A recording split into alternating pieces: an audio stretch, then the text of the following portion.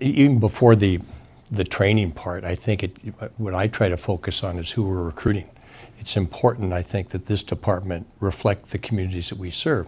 Team 10 is taking a deeper look at the issues surrounding race and bias and what's being done to improve relationships between communities and law enforcement. I sat down for a conversation with San Diego Sheriff Bill Gore. I think training is critical for our deputies, whether it's originally in the academy, or we have continuous professional training every 2 years. Every deputy sheriff, every police officer in the state of California has to have 24 hours of continuous professional training.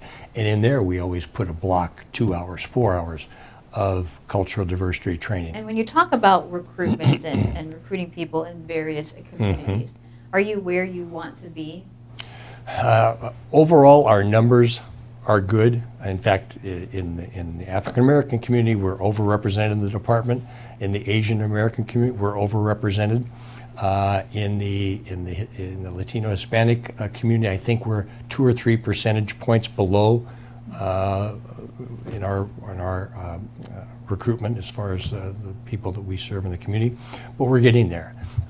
The big challenge we have now, from my perspective in the department, is encouraging these various minority deputy sheriffs we have to become involved in leadership roles in the sheriff's department.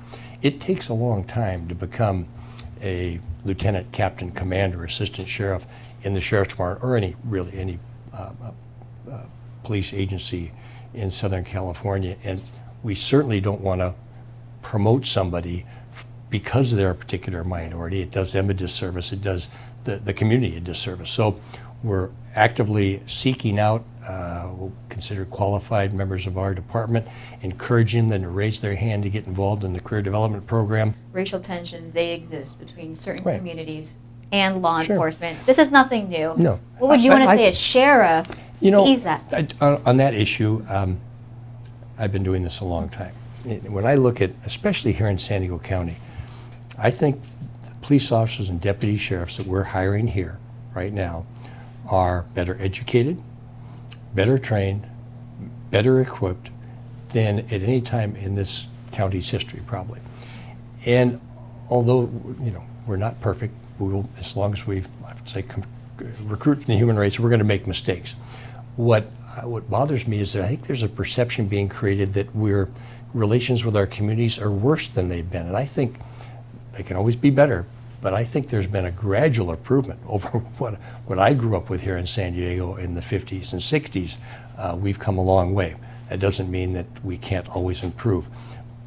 But I think, unfortunately, with the instant communication age we live in, satellite communications being what they are, if there's not something in San Diego that maybe body-worn camera footage or whatever, we see it from other parts of the country and in our home at 5 o'clock, and I think it creates a distorted perception of relations. I'm not saying that we can't, like say, improve those relations, but I would